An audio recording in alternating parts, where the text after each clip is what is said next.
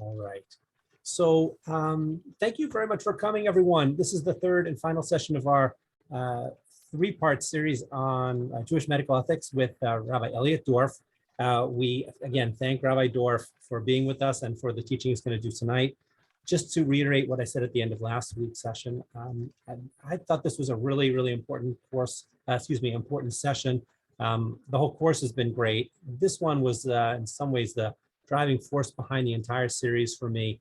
My hope is that tonight you're really going to get a sense of some of the halachic background and ethical background, which having to do with some of end-of-life issues. Whether we deal with it sooner or later, it all happens. It happens to all of us, and these are really challenging issues. Rabbi Dorff, I'm sure, will shine a light on some of them. And then I think what we'll have to do as a community is continue that conversation about how we translate some of these ethical issues into our personal lives.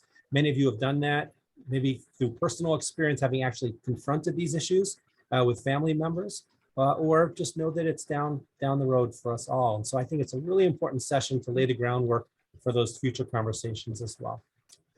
Thank you, Rabbi Dorff. We're going to turn things over to you. Sure. Okay. Thank you.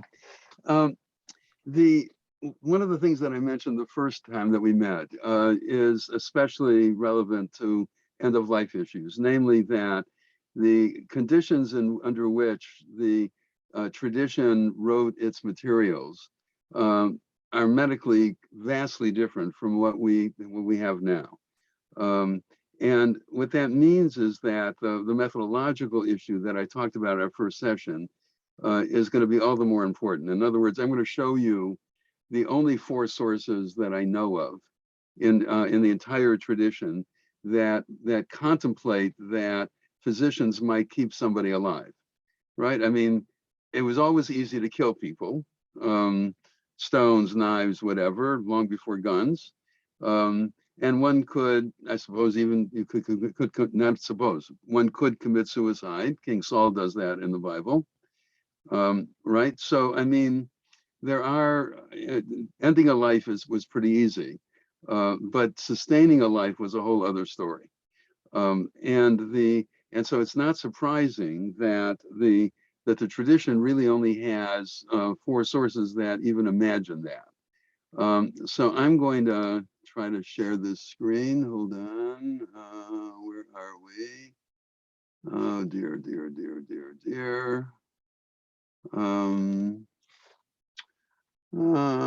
we go. Here it is. Share. And I'm going to try to make it bigger because that's what you guys wanted.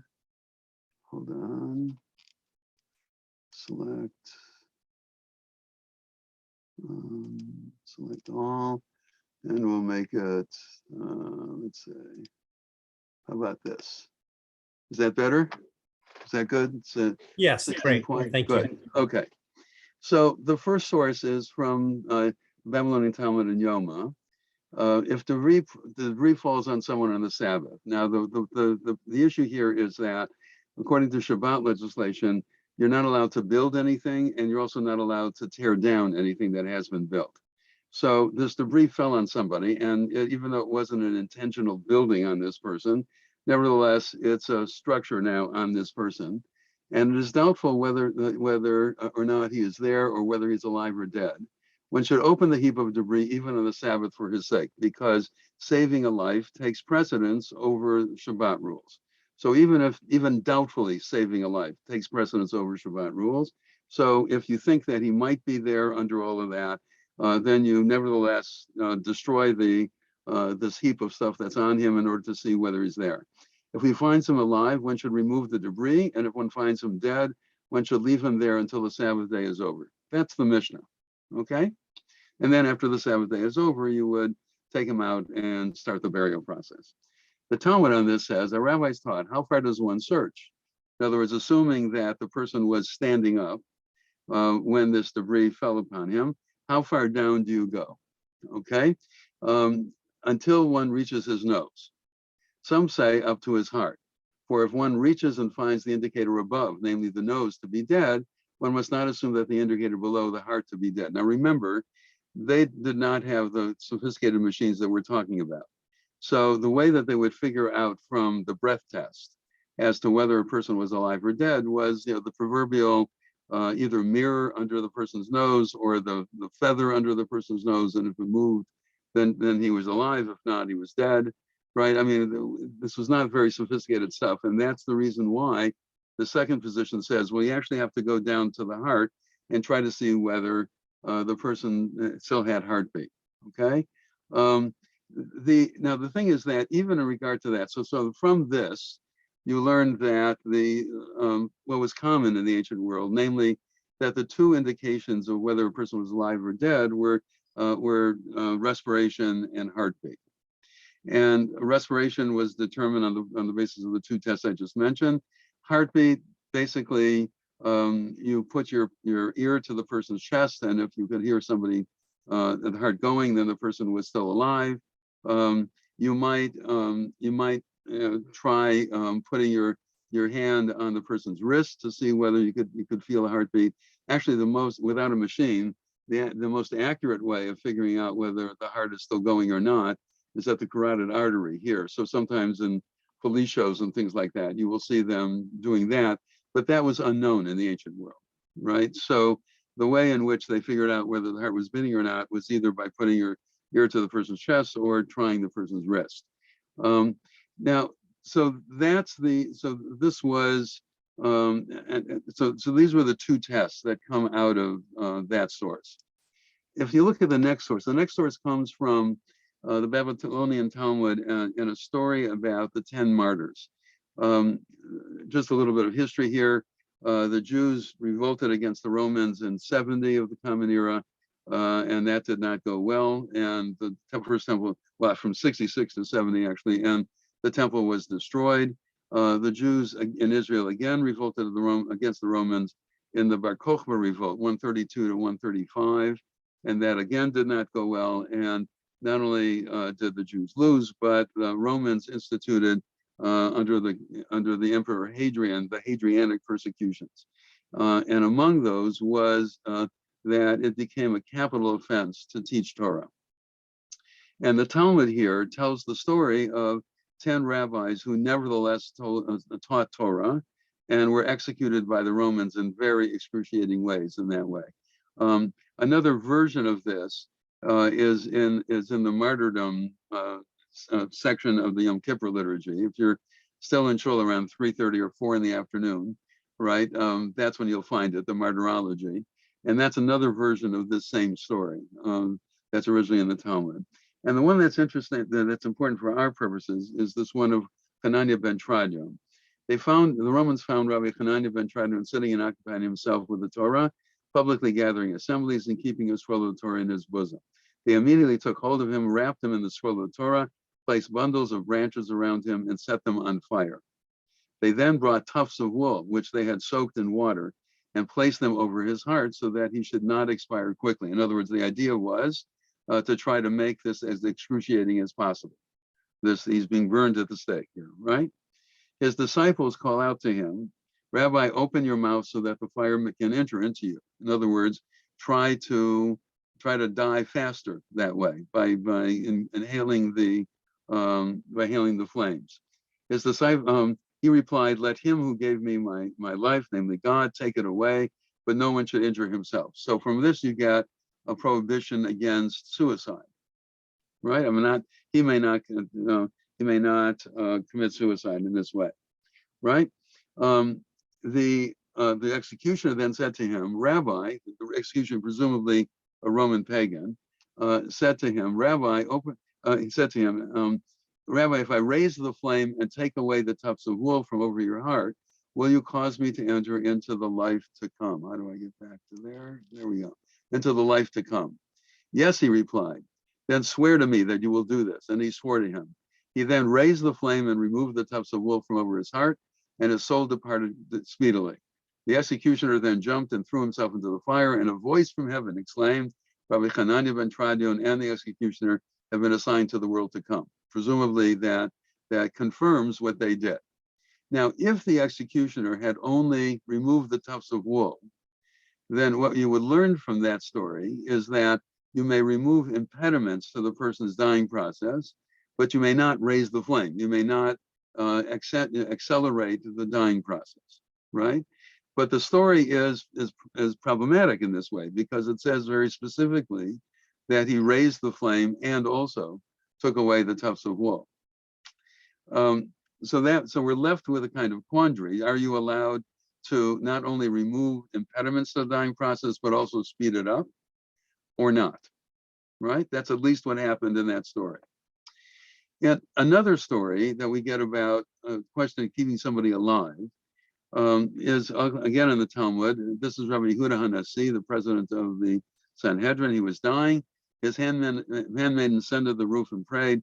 The immortals, the angels on high, desired Rabbi Yehuda Hanassi to join them, that is to die. And the mortals, that is his students, desire Rabbi to remain with them. Right? May it be the will of God that the mortals may overpower the immortals. In other words, she hopes that he is able to stay alive. When, however, she saw how often he resorted to the privy, painfully taking off his tefillin and putting them on again, she prayed, may it be the will of God that the immortals, namely the angels, may overpower the mortals and that he die. As the rabbis incessantly continued their prayers for heavenly mercy, right, which presumably was keeping him alive, she took a jar and threw it down from the roof to the ground, which caused a noise. For a moment, they ceased praying, and the soul of Rabbi Yehuda departed to eternal rest. Now, in order for this story to be at all relevant to what we're talking about, you have to understand here that the presumption is that prayer, in and of itself, is keeping Rabbi Yehuda Hanassi alive, right? And then the question is, may you stop the prayer so that Rabbi Yehuda Hanassi may die of natural causes? And she does that. And all we get in the Talmud is this story. We don't get whether she was right in doing that, she was wrong in doing that. We have no, unlike the previous story in which there's a voice from heaven that confirms what the execution of Rabbi Hanania and Ben Tradian agreed to, here we get no evaluation of it whatsoever. We just get the story. On the other hand, we don't get a negative evaluation either, right? We don't say that what she did was wrong. But presumably, if you were to take this story as being an example of what is permissible, you could remove what is stopping the natural process of dying. And then, so those are the only three stories in the Talmud. There is another story that comes in Sefer Chassidim, which is about 14th century, and which the Shulchan Aruch then summarizes here. And this is the Code of Jewish Law by Rabbi Yosef Karo, who is a Sephardic Jew, and then an Ashkenazi Jew from Krakow, Poland. Rabbi Moshe Isserles wrote glosses onto Rabbi Karo's Shulchan Aruch, indicating where the Ashkenazi practices, those are from Northern and Eastern Europe, were different from the Sephardic practices from those of the Jews of the Mediterranean basin. But Rabbi Karo starts out this way: it is forbidden to do anything to hasten the death of one who is in a dying condition. Whoever closes the eyes of the dying person before death is regarded as one who sheds blood. That was seen as being hastening the dying process when you close the person's eyes, right? But now Rabbi Isserles is bringing this source from Sefer Chassidim. If, however, there is something that causes delay in the departure of the soul, as for example, if near to this house there is a sound of pounding as one who is chopping wood, or there is salt on his tongue, and these delay the soul's leaving the body, it is permitted to remove these because there is no direct act involved here, but only the removal of an obstacle. Now, in Sefer Chassidim, there are actually two different parts to the story. In one, the dying person is lying on a bed near a window, and in one version, that window is open, and you're hearing a sound of chopping wood. And in another, that the window is open and a breeze is coming through the window. And in the story, you're supposed to close the window. In other words, it's not that you may, but you should close the window so that the person can die a natural death and not be kept alive by these interventions, right?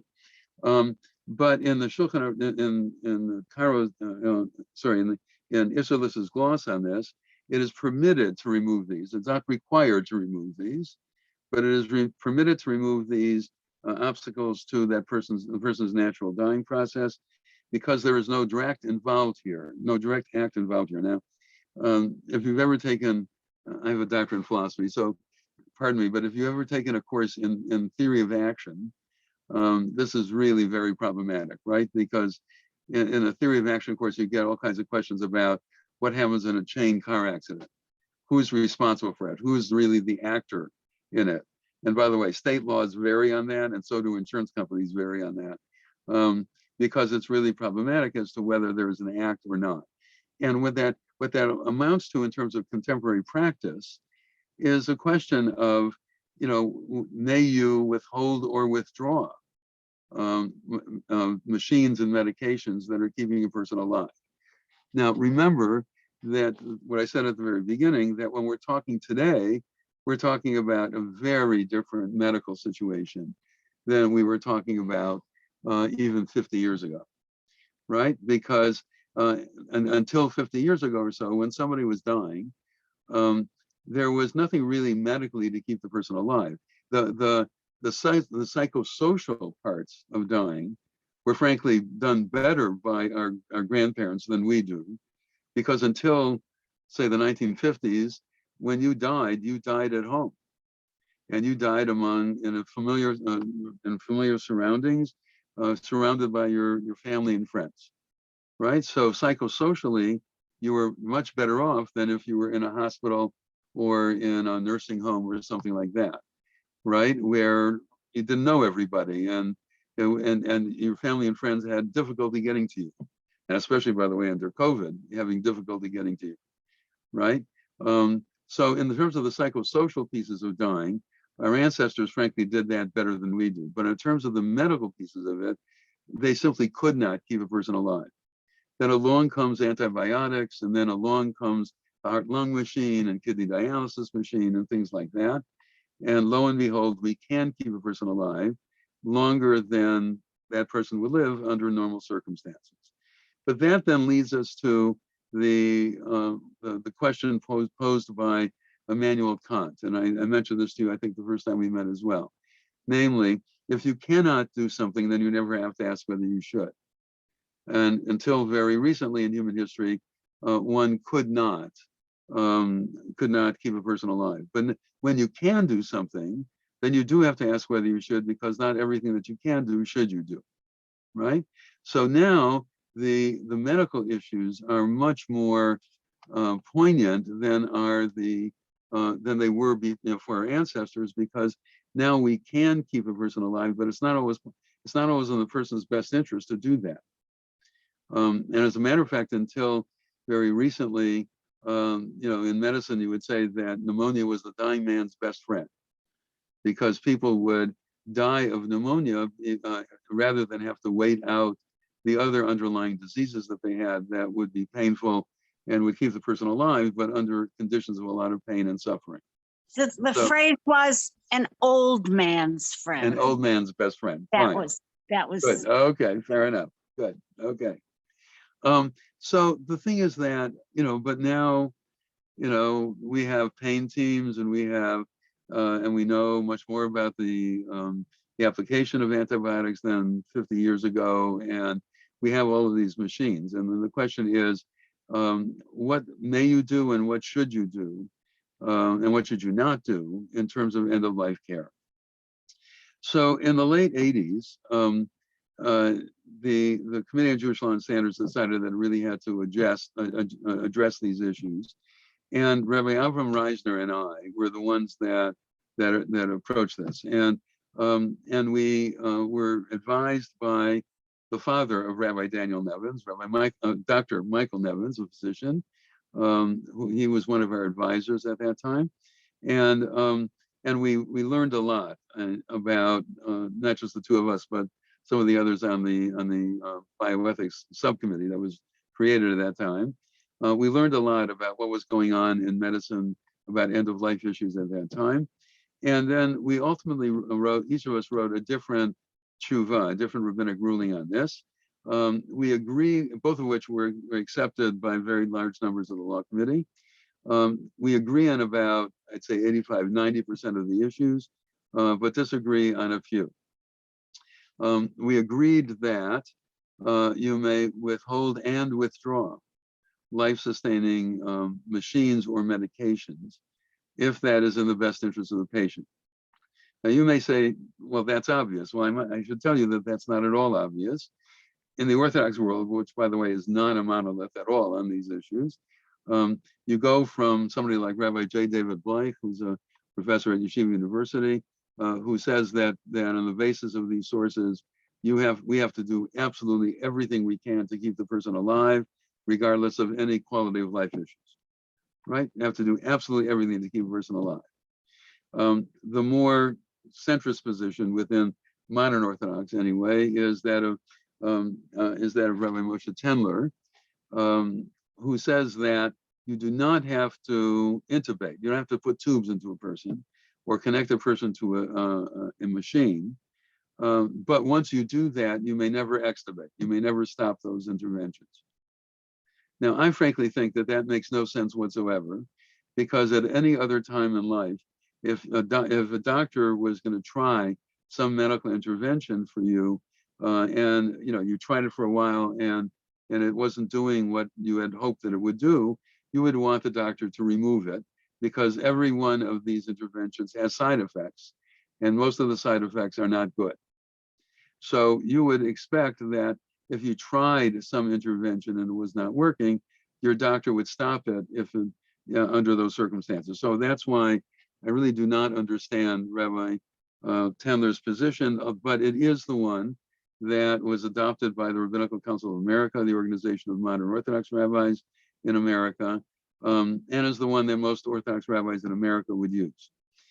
At the same time, I heard a lecture in 1983, I think, at Cedars Sinai Medical Center here by Rabbi Emanuel Jakubowicz, who was the chief rabbi of the United Kingdom, and was the first one to write a book on Jewish medical ethics back in 1955.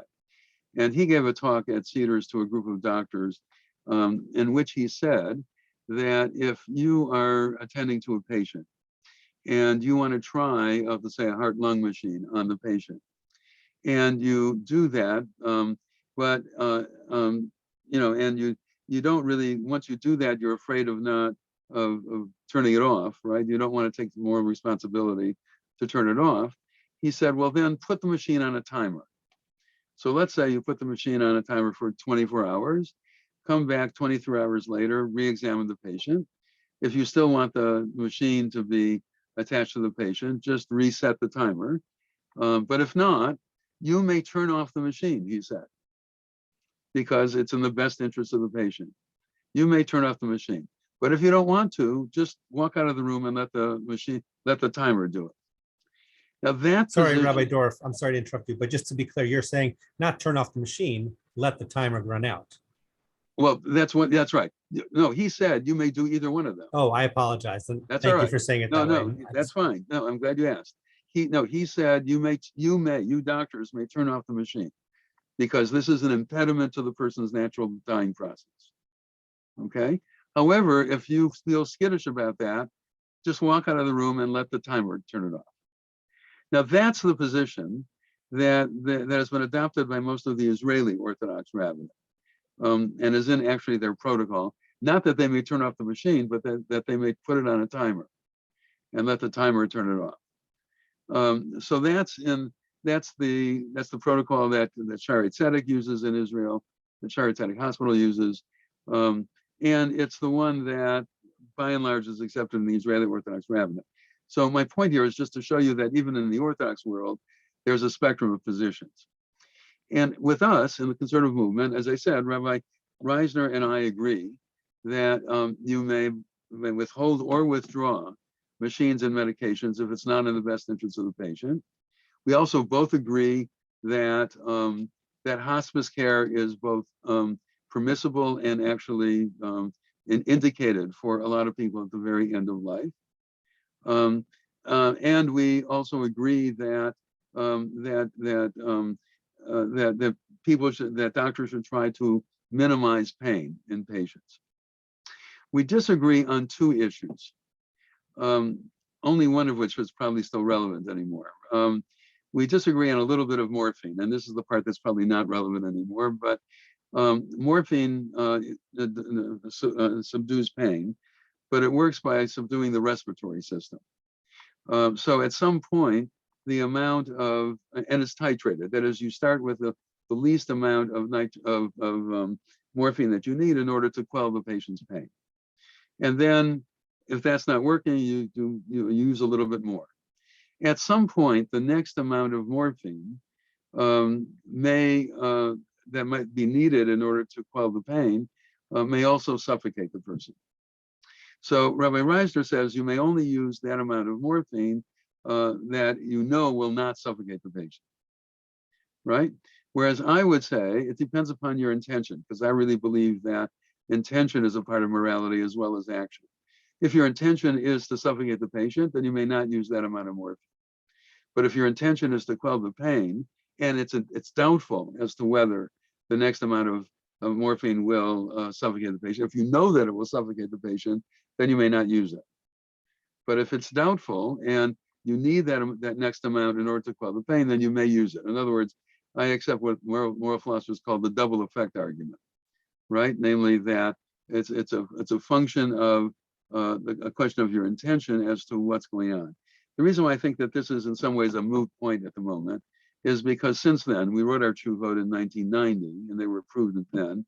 Since then, tertiary hospitals have developed, that is, teaching hospitals have developed pain teams who have become really expert in assessing, issues of metabolism and pain levels and all of that. And so this kind of question rarely, if ever, emerges anymore.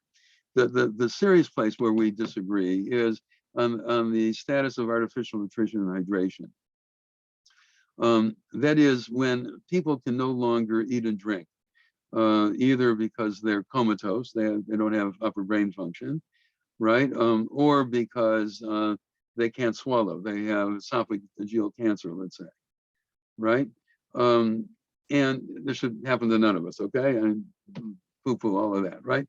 But when that happens, then starting again, not so long ago in human history, the doctors have figured out ways of introducing artificial nutrition and hydration into the person's body. So they will do that in the least invasive way first, that is through a nasogastric tube, through your nose and down your throat.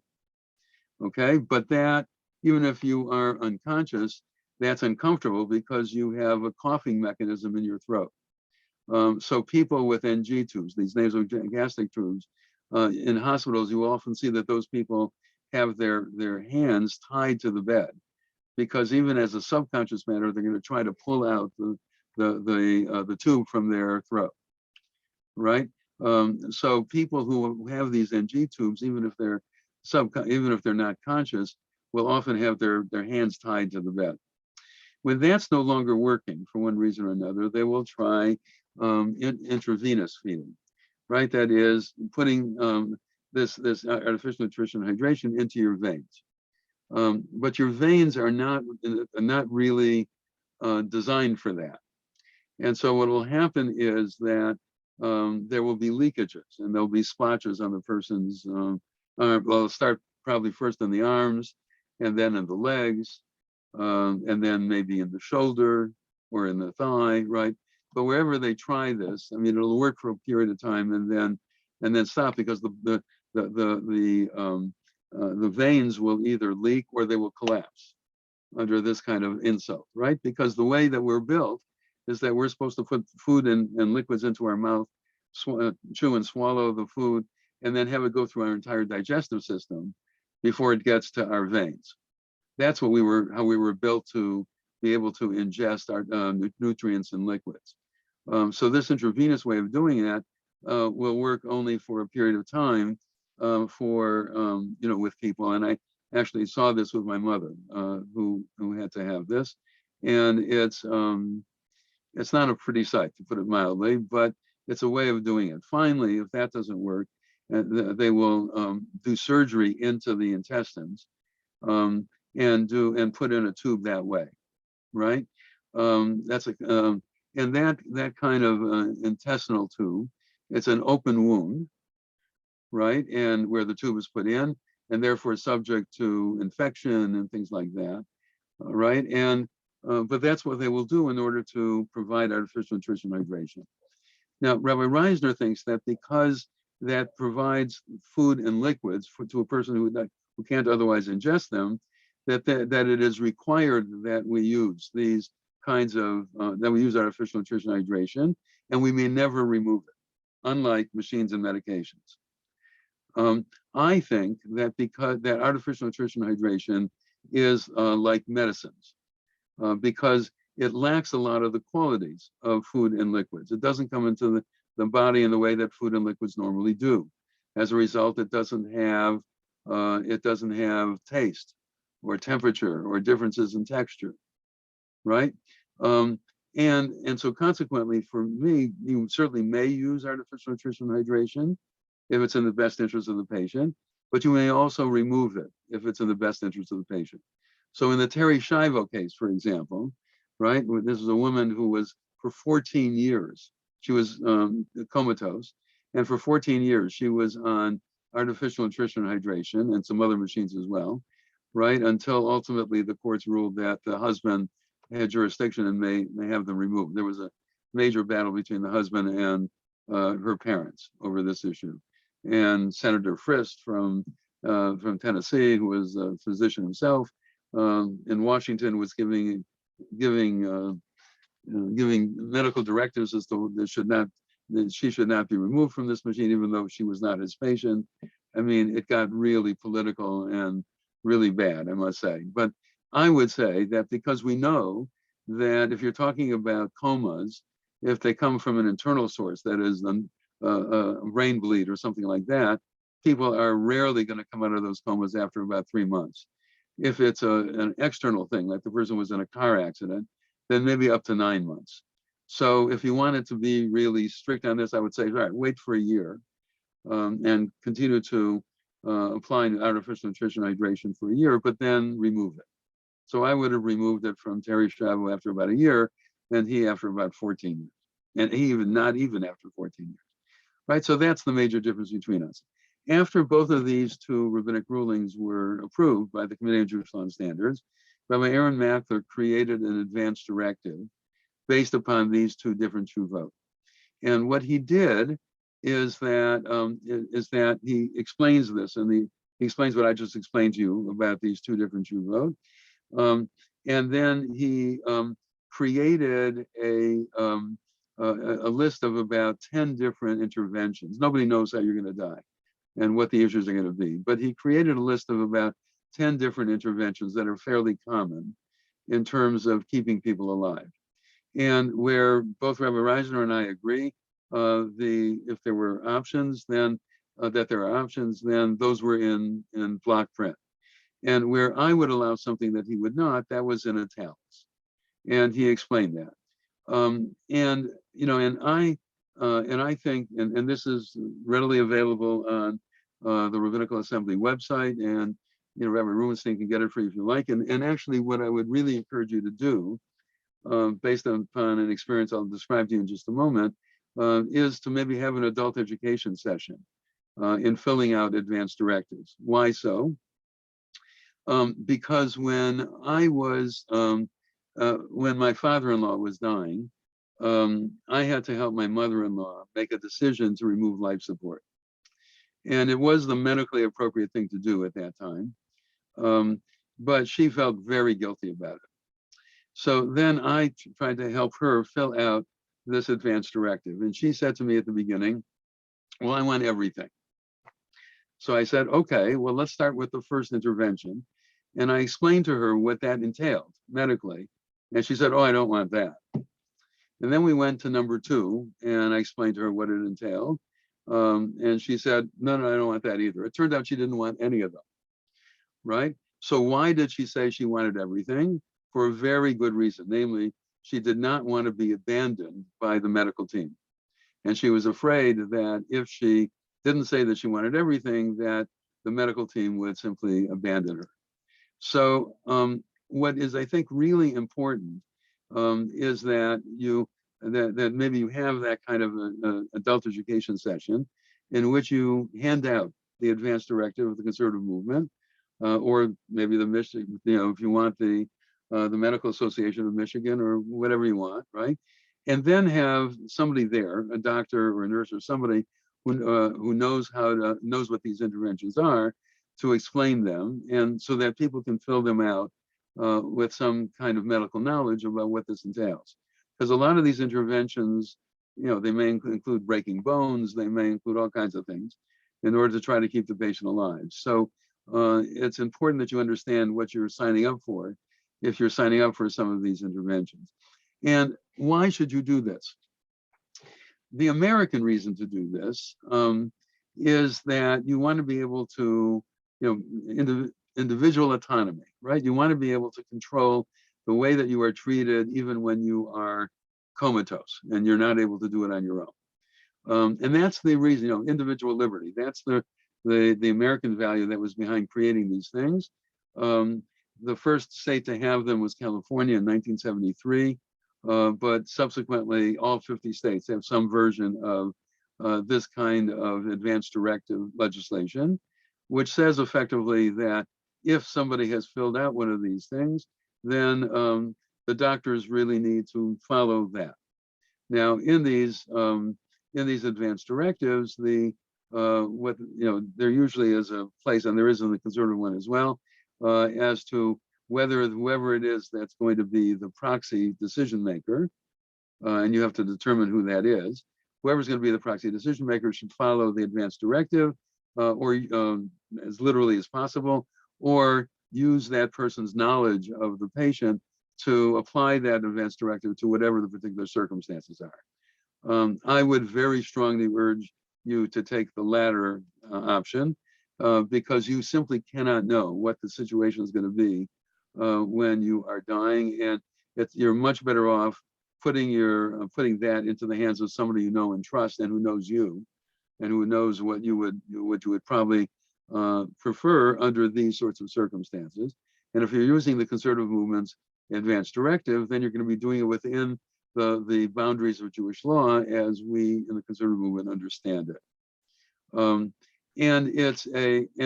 that's the American reason to do it. But I have to tell you that I have been on the ethics committee at UCLA Medical Center since the 1980s, and it rarely works out that the advance directive is the thing that ultimately determines the person's care. Even though it's now on the computer, right? I mean, you have to look for the file and all of that. It's in the computer record as to what the patient wanted. And the reason why that doesn't work out that way is because the doctor is going to be really interested in what the family wants. Because once the patient dies, the patient's not going to sue the doctor, but the family might. And the doctor is not at all interested in being in court. First of all, the doctor is not going to be paid for those hours in court. Second of all, the doctor is not trained to be in court, right? And it's just, they want to stay out of that as much as they possibly can. So in fact, what will happen is that even if they have the advance directive in hand, they will talk about it with the family and get the family to, if at all possible, to agree on what to do now with mom or dad, and do it that way. So why should you fill out an advance directive if in the end your family's going to be making the decision anyway? And the answer is the Jewish answer, which is this. And I'll give you one case to illustrate it. Mom was dying. There are 3 adult children. 2 of them, recognize that it really is time to remove life support from mom. But the 3rd one, who had the worst relationship with mom, insists that they remove nothing, that they keep everything, all the machines and medications going, right? And she actually, in the case that I'm thinking about, she actually said to her siblings, Mom and I did not get along very well during our life together, but in the end, I was there for her and you guys killed her. Now, you do not, your children may not get along with each other after you die, but you don't want this to be the reason they don't get along with each other after you die, right? So the reason why you should fill this out, the Jewish reason, is so that your children will talk to each other after you die. And I actually know of a couple who paid for a vacation to Cancun, Mexico, for their adult children and their grandchildren. on the condition, there's a week in Cancun, on condition that Tuesday afternoon, the adults would be together for a family meeting, right, in which they would go over the advanced directive, right? And it is a now, because nobody wants to talk about death, let alone one's own death. But Jews know how to confront a text. And so what this family did was they made multiple copies of their advanced directive, right? They handed them one out to their primary care physician, one to their family lawyer, and one to each of, in this case, the adult children, right? And went through it, and so that the person who was the proxy, in this case, one of the children, could say honestly to his siblings, look, you all heard what mom and dad said when we were talking about their advanced directive, right? I may not want it this way in terms of my own dying process, but this is what they wanted, and I'm just doing what they want, right? That way, there's at least a chance that they'll be able to talk to each other, you know, after you die. At least if they don't talk to each other, it won't be because of this. So that's the reason to think this out. And the advanced directive is really a very good tool to help you think out what you really would want. Even within the bounds of Jewish law, if you're using the conservative movements one, what you would want in terms of your care toward the end of life. As I said, both of us, both Rabbi Reisner and I, endorse hospice care when that's appropriate. I actually, the first Jewish Hospice Commission was created by Rabbi Maurice Lamb, brother of Rabbi Norman Lamb, who was president of Yeshiva University for a while. Rabbi Maurice Lamb was the rabbi of a large Orthodox synagogue here. He created the first Jewish Hospice Commission in 1983, I think, something like that. And then several years later, when he left Los Angeles, I became the second chair of the first Jewish Hospice Commission. I should explain what that means. That means that you are still getting care, but the goal of the care now is no longer to try to keep you alive, because that's been termed to be medically impossible, at least not in any kind of way that you would want to stay alive, right? And so that the goal of the care now is comfort care. And comfort care means not only medical issues like pain medication, but it means being with family and friends. It means so that, I mean, you know, somebody like Jacqueline Kennedy Onassis, was in hospice care, and then at the very end of it, she went home for the hospice care, right? So that she could die at home, right? And sometimes in hospice care, that's what happens. But the idea behind hospice care is to keep you as comfortable as possible in end of life situations. My daughter-in-law is an oncologist, and she told me that that now pain medication is able to alleviate the vast majority of people in pain, alleviate the pain of the vast majority of people in pain. However, in her 15 years of practice, she said to me, she saw 3 people who literally screamed their way to death. Now, when does that happen? That happens with bone cancer. It happens to some extent for some people with pancreatic cancer.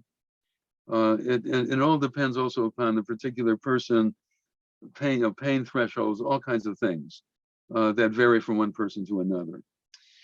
It's because of her experience, and because California passed an end-of-life option act, it's called, right, which would allow a person to be given by doctors, given the medications to hasten their dying process. It's because that passed in California a while ago that I decided to re-examine that. Oh, I should mention to you that in 1997, the 2 tshuva I was talking about before were 1990.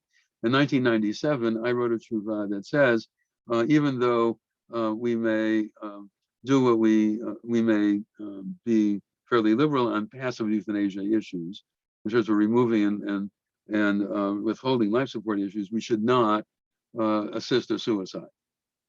And there were several reasons for that. One is because sometimes people are asking to die because they're not getting sufficient pain medication. especially so now with the opioid crisis and all of that. But of course, then the answer to that is they should be given sufficient pain medication. Sometimes people ask to die because they don't want to squander the family fortune. And money is a major complicating factor here, right? Mom is dying, she doesn't want to squander the family's fortune, so she wants to die faster. Or the reverse, mom is dying and the children don't want her to squander the family fortune, right, on what is futile care. Okay, your insurance company, even if it's Medicare, would much prefer to help you die faster than squander the insurance company's money on your futile care, because it'll be much less money to help you die faster than to give you long-term health care, right? So money is a major complicating factor that would lead me, which was the second factor that led me to saying that we should not do assisted suicide. A third issue is depression. A number of the people who ask for assistance in suicide are clinically depressed. But then you should treat the depression rather than help somebody commit suicide. And sometimes that depression is not a matter of serotonin levels in the person's brain or something like that. Sometimes it's a matter of person not thinking that anybody cares whether they live or die. I was on a book project on suicide in the early 1990s. And the people who were putting together the book brought the authors together to plan the book. And one of the people that we interviewed was a 36-year-old man who had AIDS. Now, this was before 1996, when the cocktail of drugs to treat AIDS patients had been discovered. And this man had seen that a number of his friends had died of AIDS and the excruciating way in which they died. And so he went and bought a 22 caliber pistol, and he thought he had loaded it and pulled the trigger, and it didn't go off. And exactly at that moment, a friend of his happened to stop by and saw what this man was planning on doing. And this friend set up a 24/7 accompaniment of this man so he would not commit suicide. And now we are interviewing him. And remember, the medical situation had not changed one iota. He was still going to die an excruciating death, as far as we all knew at that time, right? And we asked him, do you still want to commit suicide?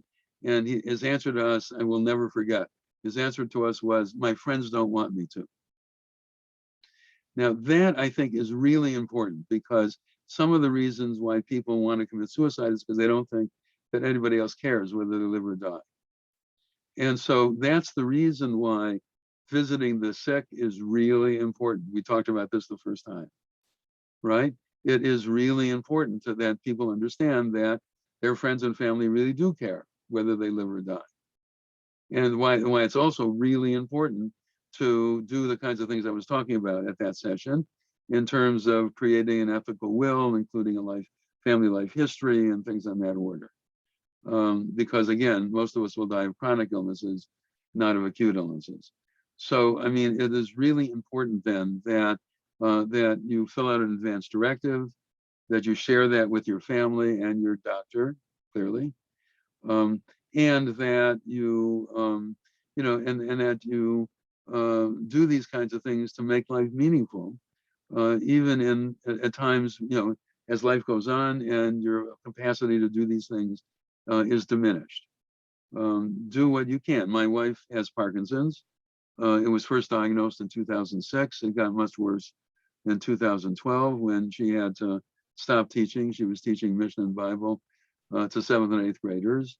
In our Salman Schechter Day School, as part of our synagogue, she couldn't walk. I mean, that's the first major symptom, and still is a major symptom for her. You cannot teach 7th and 8th graders without walking around the room. Their attention span is about 10 seconds, if that. So she had to stop teaching. But thankfully, the president of the sisterhood at that time had heard that she was a great teacher, which she is. And so she created a group of 10 women that used to come to our house every Monday morning and sit around our dining room table. and now since COVID, it's on Zoom. But every Monday morning for an hour, she teaches Bible and Mishnah to these women. She has a master's in Bible from JTS and a master's in rabbinic literature from American Jewish University. And she teaches that, and it's wonderful because it forces her, it gives her something to do. She has to prepare for these classes, and it shows her that people outside her family care about her. So, I mean, it's really important that we recognize the importance of the mental, social, psychological pieces of the dying process, as well as the medical pieces of it, and try to respond to them. Okay, I'm going to stop here and take whatever questions you have. Great. Thank you so much, Rabbi Dorff. You know, if I'm going to, since I was first to the microphone, I'm going to take the opportunity to ask a question and ask you to do something that you talked about earlier, maybe in the first session, having to do with the challenges of taking ancient texts and bringing them up to date. And I know that this can be a complicated one to do, so I know you'll do it sort of briefly, but you talked about the fact that there are just few sources, ancient sources that really we can use. And that key phrase of not hastening someone's death, but not preventing someone from dying naturally is a very, it's hard to thread that needle. So Right. within the context of the way you and Rabbi Reisner wrote, how do you see the removal of those, whether it's nutrition and hydration or oxygen, you know, how do you see those filling those two definitions, or I guess varying definitions? Look, I mean, Rabbi Reisner and I are very good friends, and we later wrote a tshuva together with Rabbi Nevins on homosexuality, right? We're still on the committee together and work together. I mean, friends can disagree, okay? Let's just make that clear. That said, I mean, I certainly understand his reasoning, and it's certainly, it's anything but stupid. It is very understandable, and he understands mine.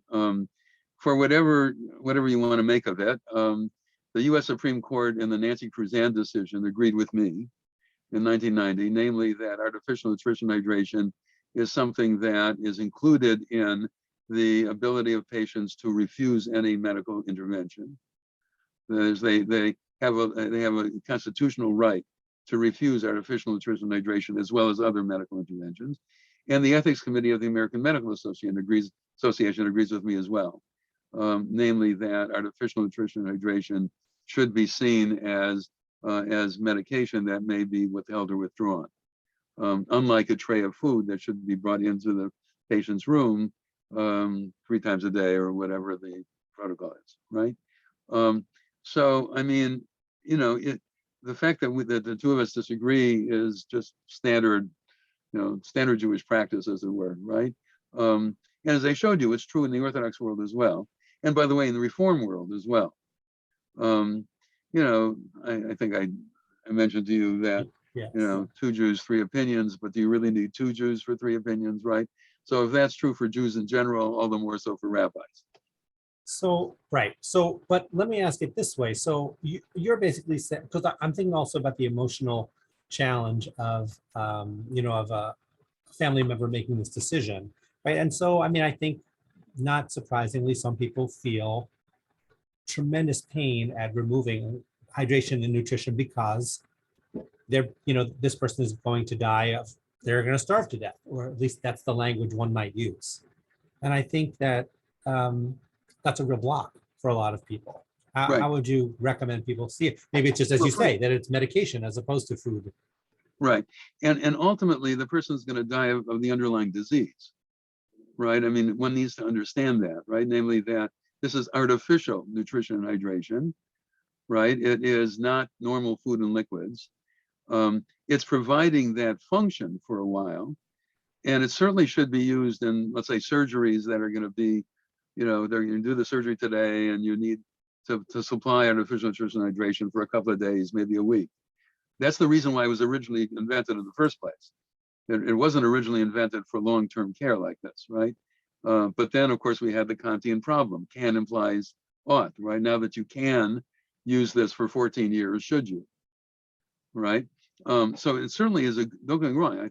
I'm really glad that medicine developed that, and should use it where necessary in surgical procedures and the like, right? But I think that that's not the case when you're talking about, sustaining somebody for 14 years on this stuff, right? And it's and I think rather then it becomes an impediment to the dying process, and then we should allow nature to take its course. Got it. And by the way, in terms of the emotional things, I mean, I really do understand that, and I've been involved in a lot of families dealing with this, and I'm sure Rabbi Rumstein, you have as well. And some of this has to do with the difficulty of letting go, right? I mean, after it's all said and done, especially if it's a parent, let's say you had wonderful relationships with your parents, right? Then you don't want to let them go because you want to spend more time with them, right? Let's say you didn't have such great relationships with your parents. Then there's all kinds of guilt issues involved. And, like the story I just told you, right? I didn't have very good relations with my mom, but I'm going to keep her alive no matter what, because I don't want to deal with the moral obligation, the moral burden of removing life support from her, right? So you end up battering the patient, right? So, I mean, I think the thing that to keep front and center is the best interest of the patient. So let me ask you, can I follow up with someone else Sure. sent me a question through the chat, which maybe gets to this as well. Someone asked about feeding tube intervention, not in the case of an acute illness, but in the case of Alzheimer's or dementia, where they might linger for a very long time without an acute illness. Yeah, that's a really difficult one. None of this is easy, but it is easier if the person is dying of a physical illness that is easily identifiable and where more or less what the prognosis is going to be, and you remove life support under those circumstances. If you're talking about dementia, it is much harder. It's much harder to deal with altogether. I know some people, and I'm sure you do as well, all of you on this call, of people who became demented and then died somewhat later. And what do you do under those sorts of circumstances? And and by the way, there are all kinds of non-medical issues involved here as well. I wrote an article together with Rabbi Laura Geller, a Reform rabbi here in town, who has done a lot of work on aging with dignity and things like that, right? Anyway, she and I did an article together about exactly this kind of a case.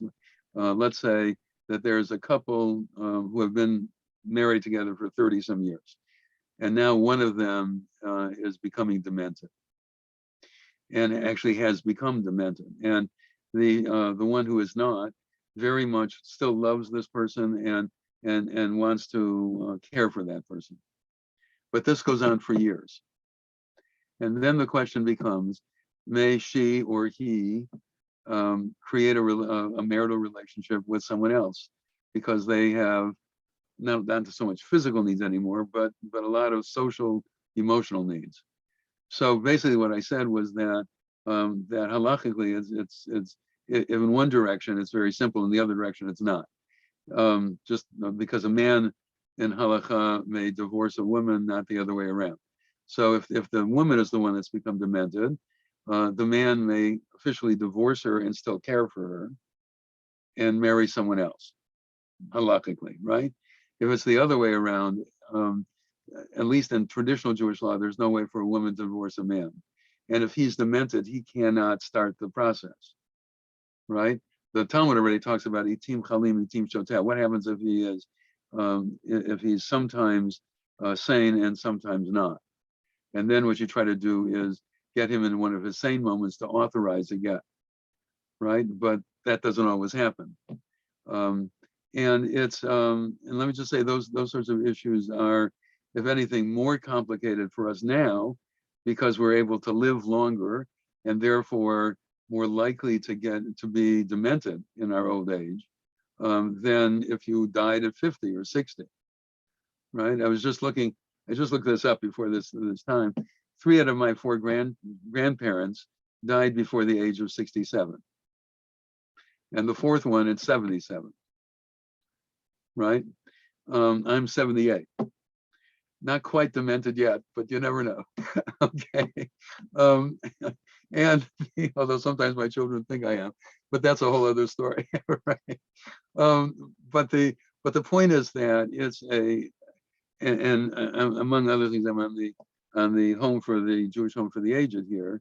It's not called just the Jewish home, and as I think I said to you, the median age there is 93, and some of those people are demented, right? So I mean, the kinds of issues that you're raising are really just getting stickier and stickier as we get older and older. And I don't think that there are any kinds of neat answers to those things. Okay. Thank you very much. Let's see. Paul Darmon, I see your hand. Great.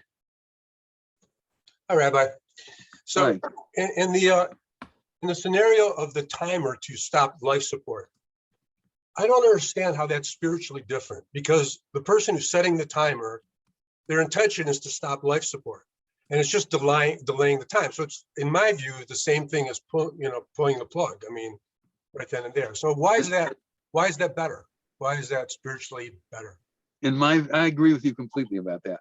And so did Rabbi Jacobovitz, right? He said to these doctors, you may turn off the life support system, but if you have compunctions about that, then you may put it on the timer. Why is it better?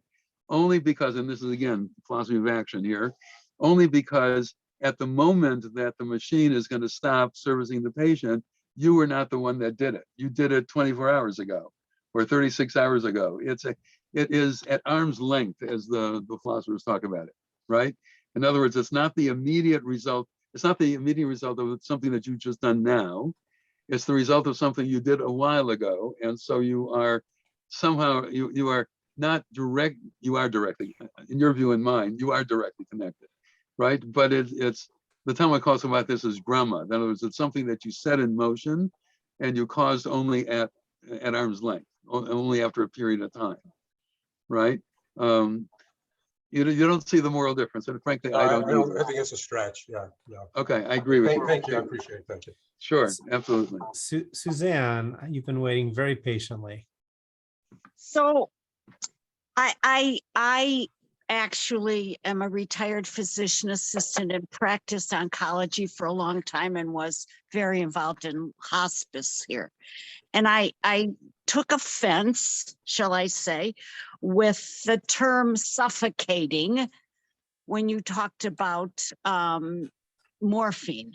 And I think the better terminology is suppression of respirations. Fair enough. You are not suffocating the person. You are suppressing their respirations, and people we did, and I've been retired 12 years now. Actually, this weekend is 12 years, but we made it very clear to the people and their family that the use of enough morphine or whatever it was we were using, and very often in morphine, because it's a very gentle way to do it, Right. without side effects of people being wacko or something, that the possibility of hastening the demise was there because respirations would be suppressed. And like you said, that may then, with respirations being suppressed, pneumonia may happen or whatever, which isn't a bad thing. Right. Neither is withholding food. You are not starving the person to death. Before someone invented a PEG tube, which I think is a hideous thing and should only be used when it's someone who otherwise may have a good life, but for some reason has a mechanical reason, or it's temporary. Like my mother had a stroke and had aphasia and swallowing problems, but was walking around and reading. So we knew it was a temporary issue to put in a PEG. And as she did therapy and stuff, within 2 or 3 months, she was eating again and didn't need it. But she had told us, if this is going to be the way it is, if I can't go back to my own apartment, don't put that in me. Right. So there's you know, it can be a very gentle thing. I was involved locally with starting the Jewish hospice here. I went with Rabbi Bunny Friedman, I don't know if you know him, to Israel, where we helped the Israeli government set up hospices. Good, good. So some of that terminology it can be done in such a gentle way that it's not so hard for people. Point Thanks, well Suzanne. taken. I mean, absolutely right. Point well taken. And actually, after Rabbi Lamb left Los Angeles, I was then chair of the Hospice Commission here, and I got a letter from Rabbi Jakubowicz, right, saying, I have a great respect for Rabbi Lamb, but how can you engage in hospice care? Doesn't mean that you're giving up hope. To which I wrote him back, Jewish law really cannot be reasonably construed as requiring unreasonable hope, right? So then he allowed Jewish hospice to be done in England, actually. It was started by non-Jews in England, actually, but he allowed the Jewish hospitals to use hospice care after that exchange of letters. This goes back to the 1985, 6 or something like that. A terminology that we used was, are you prolonging life or are you prolonging the death? That's right. That's exactly right. Yeah. Great. Good. So we only have maybe time for maybe one more question. I see Faye Wolf. I see your hand. Well, let's see how that goes. Maybe we have time for one more, but definitely Faye. Great. Thanks. So I'm a little unclear on the source of the situation in which you have someone who has an advance directive, and then whether that advance directive is to do everything or whether that advance directive is to curtail heroic measures. But then that person becomes very, very ill and incompetent for whatever reason, whether they're in a coma or whatever, it's an acute situation. And so the person who they've designated as to give their advance directive now chooses to do something that is not that is opposite of what that advance directive was. What sources, what guidance is there for that person?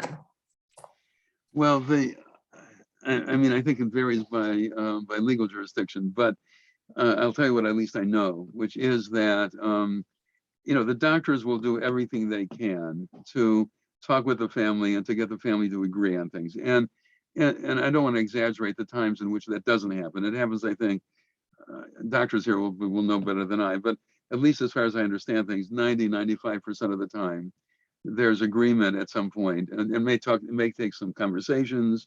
It may take an interview with the ethics committee at UCLA. There have been a couple of those with families, right? But or just simply with the ethicist there or the social worker there, right? But in the end, in the vast majority of cases, everybody agrees as to what is appropriate, and then they do it, right? Where there really is no agreement whatsoever, then or where there's no relative that can be found, then that's where the advance directive really works, right? If there's no relative at all, then they will, and the social worker will look for relatives, right?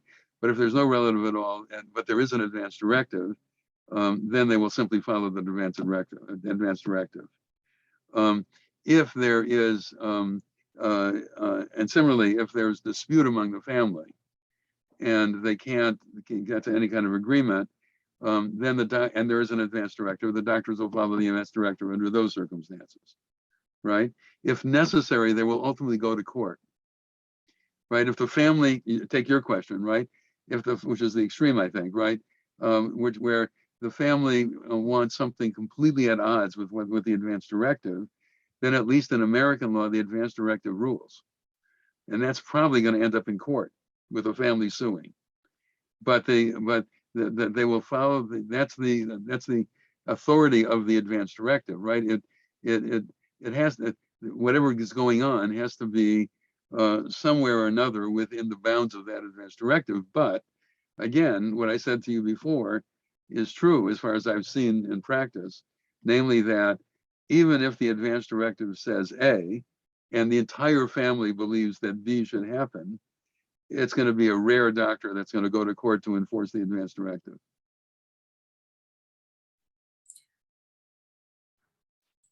Okay. But again, that's an extreme position. That's an extreme case. In the vast majority of cases, that kind of thing doesn't happen. Okay, thank you. Sure. Okay. I think we will. Let's see another hands in any case, so that's good. All right, I think we're going to. Norman Lewis, you are the final one. This is it. I wanted to tell you a story. My cousin, 4 months ago, had a heart attack and a stroke. And his directive was if he needed any intervention, they should leave him alone. And they did. And I must say, his wife, with whom I speak weekly, felt much better about that. Yeah. It's Thank you, hard. Norman. Let me just say, it is hard to let go of people that you know and love. Yeah. Right. But the fact of the matter is, going back to the Garden of Eden story, right? Adam and Eve were able to eat of the fruit of the tree of knowledge of good and evil.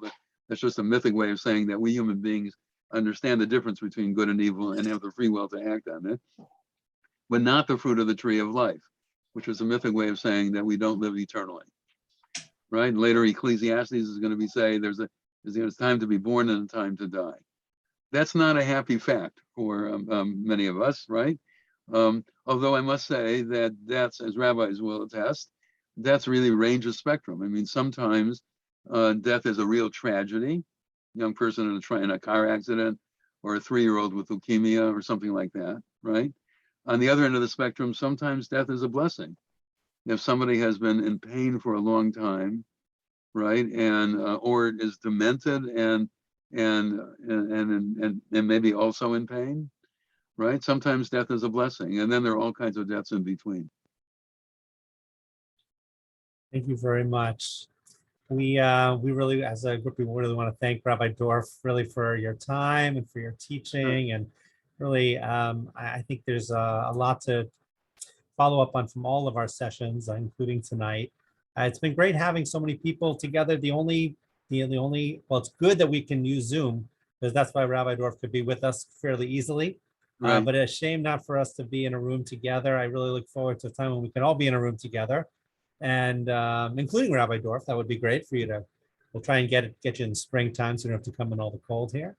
But we really, it's been great learning with people. I look forward to opportunities to learn together again soon. I put a few of them in that chat earlier today, and a couple of programs coming up in February. Please join us for that. And otherwise, just I hope you will take some of the foundations we learned in that first session and continue to apply them, think about them, ask questions, and hopefully we'll have more chances to learn about them together. Thanks, My everyone. pleasure. Okay. Thank you very much. Take Rabbi care. Dorff. Bye-bye. Bye-bye. Thank you. Thank you, My Rabbi. pleasure. Thank you very Thank much. you. Thank you. Thank you. Thank Rabbi. you. Hi, Nancy. I'm